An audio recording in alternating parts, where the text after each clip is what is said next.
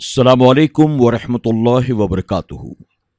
میرے پیارے آقا علیہ الصلاۃ والتسلیم کے پیارے دیوانوں، خاتون جنت حضرت فاطمۃ الزہرا رضی اللہ تعالی عنہا کی کنیزوں، تذکرۃ الانبیاء کے درس نمبر 167 میں آپ تمام کا استقبال ہے۔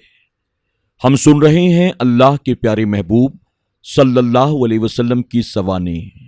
کل کے درس میں ہم نے یہ سنا کہ جب حضور اکرم صلی اللہ علیہ وسلم پر نزول وحی کا سلسلہ شروع ہوا تو آپ کی جو کیفیت تھی، اس کیفیت کی بنیاد آپ کو ام المومنین حضرت خدیجۃ الکبریٰ رضی اللہ تعالی عنہا اپنے ساتھ آپ کو اپنے رشتہ دار ورقہ بن نوفل کے پاس لے گئیں۔ پھر ورقہ بن نوفل نے آپ کی کیفیت کو دیکھا اور اس کے بعد یہ بتایا کہ آپ کے پاس جو آیا تھا یقیناً وہ اللہ کا فرشتہ جبرائیل ہیں، اور یہ وہی ہے جو موسیٰ علیہ السلام کے پاس آیا کرتی تھی۔ اور اسی کے ساتھ ورقہ بن نوفل نے اور بہت ساری باتیں حضور اکرم صلی اللہ علیہ وسلم کو بتائی۔ ساتھ ہی ہم نے سنا کہ جب جبرائیل علیہ السلام نے پہلی بار آپ کے سینہ مبارک کو شق کیا یعنی چاک کیا تو اس وقت کے حالات کیسے تھے، اور حضور اکرم صلی اللہ علیہ وسلم کی انگلی مبارک سے نکلنے والا پانی یہ زمزم اور آب کوثر سے بھی افضل ہے۔ انشاءاللہ اسی باب سے مزید کچھ باتیں ہم آج کے درس میں سماعت کریں گے۔ آپ تمام سے گزارش ہے کہ آپ درس کو آخر تک ضرور سنیں اور ساتھ ہی اپنے دوست احباب کے ساتھ بھی شیئر کرتے رہیں۔ آئیے آگے بڑھنے سے پہلے حصول برکت کے لیے اللہ کے پیارے محبوب صلی اللہ علیہ وسلم کی بارگاہ میں درود و سلام کا نذرانہ پیش کر لیتے ہیں۔ الصلاۃ والسلام علیک یا رسول اللہ، الصلاۃ والسلام علیک یا حبیب اللہ، الصلاۃ والسلام علیک یا نبی اللہ، وعلی آلک واصحابک یا نور اللہ صلی اللہ تعالی علیہ وسلم۔ نبی کریم صلی اللہ علیہ وسلم کے دل مبارک کو آب زمزم سے دھویا گیا۔ اسی کو اس مسئلے پر دلیل بنایا گیا ہے کہ آب زمزم یہاں کے تمام پانیوں سے افضل ہے، یہاں تک کہ حوض کوثر اور نہر کوثر کے پانی سے بھی افضل ہے، کیونکہ آپ کے دل کو دھونے کے لیے جس پانی کا انتخاب کیا گیا وہ یقیناً تمام پانیوں سے افضل ہونا چاہیے۔ لیکن وہ پانی جو حضور اکرم صلی اللہ علیہ وسلم کی انگلیوں سے جاری ہوا تھا وہ بلا شبہ تمام پانیوں سے مطلقاً افضل ہے، یعنی آب کوثر سے بھی اور آب زمزم سے بھی، چونکہ آب کوثر سے تو آب زمزم اعلیٰ ہے اور آب زمزم سے وہ پانی افضل ہے جو میرے حبیب کی انگلیوں سے جاری ہوا۔ وہ کیوں افضل ہے؟ اس لیے کہ اس پانی کو تعلق ہے سید الانبیاء کے ہاتھ مبارک سے کہ آپ کی انگلیوں سے جاری ہوا، اور آب زمزم کو حضرت اسماعیل علیہ السلام کے قدموں سے تعلق ہے کہ وہ ایڑی کی حرکت سے نکلا۔ تو ان دونوں میں بہت بڑا فرق ہے، کیونکہ جب نبی کریم صلی اللہ علیہ وسلم تمام نبیوں سے افضل ہیں تو آپ کے ہاتھ مبارک سے ظاہر ہونے والا معجزہ بھی افضل ہے، اس کمال سے جو اسماعیل علیہ السلام کی ایڑی کی رگڑ سے ظاہر ہوا۔ یہ شق صدر والی حدیث سے ہو یا اس قسم کی کوئی اور حدیث ہوں، ان کو تسلیم کرنا واجب ہے اور تعویل کر کے مجازی معنی نہ لیا جائے، کیونکہ اس کی کوئی ضرورت نہیں۔ اس لیے ہو سکتا ہے، اس لیے خبر سچی ہے، اور رب تعالیٰ کی قدرت سے بھی یہ کوئی بعید نہیں۔ فائدہ: نبی کریم صلی اللہ علیہ وسلم کے جسم اطہر سے وہ خون کا منجمد ٹکڑا نکالا گیا، اس لیے کہ اس میں یہ تاثیر رکھی گئی تھی کہ وہ شیطان کے اثر کو قبول کر لیتا ہے۔ اس کو نکال دیا گیا تاکہ اس کی وجہ سے دل مقدس اور منور ہو جائے اور وحی کو قبول کرنے کی کامل صلاحیت اس میں پیدا ہو جائے، اور نبی کریم صلی اللہ علیہ وسلم کو غافل کرنے کی تمام امیدیں منقطع ہو جائیں۔ وہ ٹکڑا آپ کے جسم میں رکھا ہی کیوں تھا اس کے بغیر ہی آپ کو پیدا فرما لیا جاتا، اس کی کیا وجہ ہے؟ اصل وجہ یہ ہے کہ ہر انسان کے جسم میں وہ ٹکڑا ہوتا ہے، اگر آپ کے جسم میں وہ حصہ شروع ہی سے نہ رکھا جاتا تو جسم میں ایک حصے کے نہ ہونے کی وجہ سے نقص پیدا ہوتا۔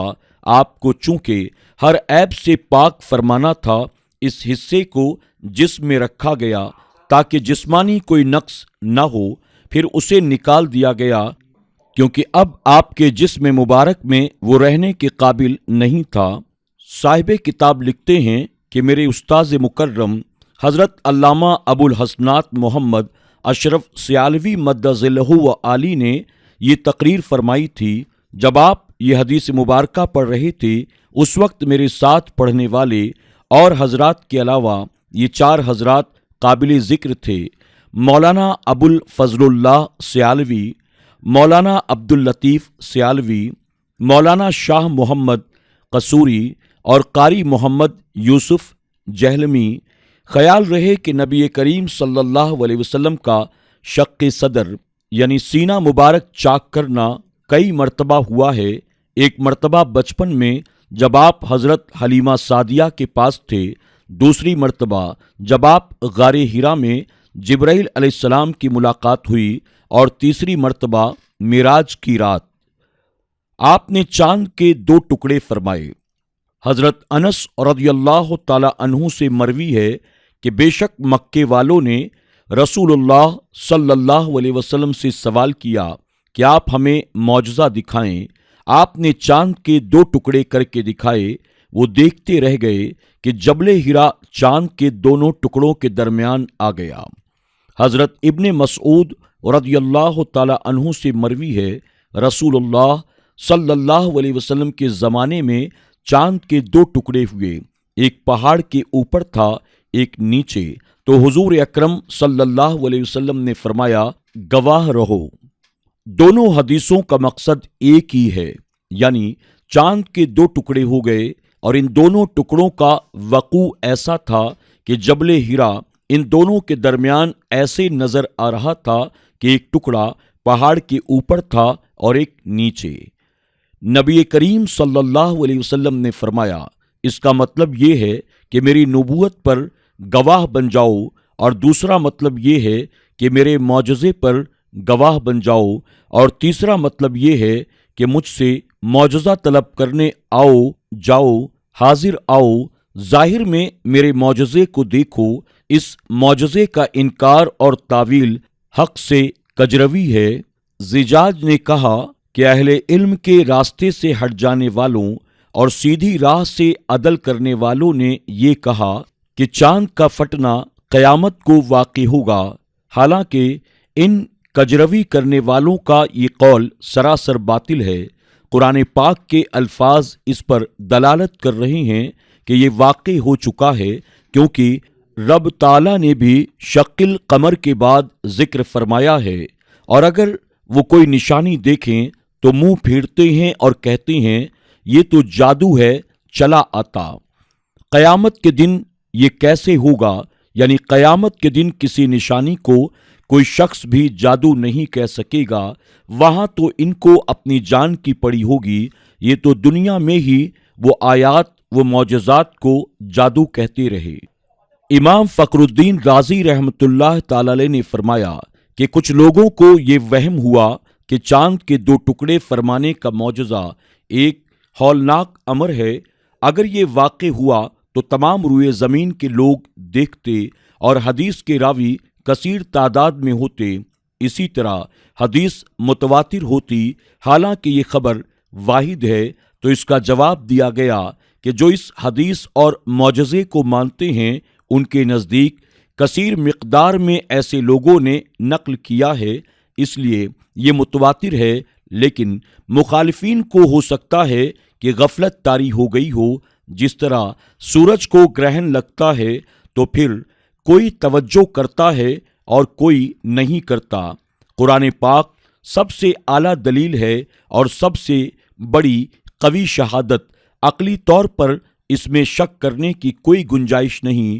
اور جب حضور نبی کریم صلی اللہ علیہ وسلم نے خود خبر دے دی ہے اور آپ سے بڑھ کر کوئی سچا بھی نہیں، تو ضروری ہو چکا ہے کہ اس معجزے کے وقوع کا یقین کیا جائے۔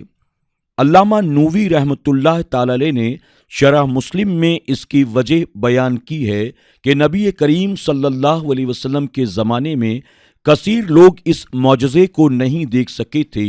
آپ فرماتے ہیں کہ یہ معجزہ چاند کے 2 ٹکڑے ہونا رات کو واقع ہوا اور بڑے بڑے لوگ غافل ہو کر سوئے ہوئے تھے، ان کے دروازے بند تھے، وہ چادر اوڑھ کر سو رہے تھے۔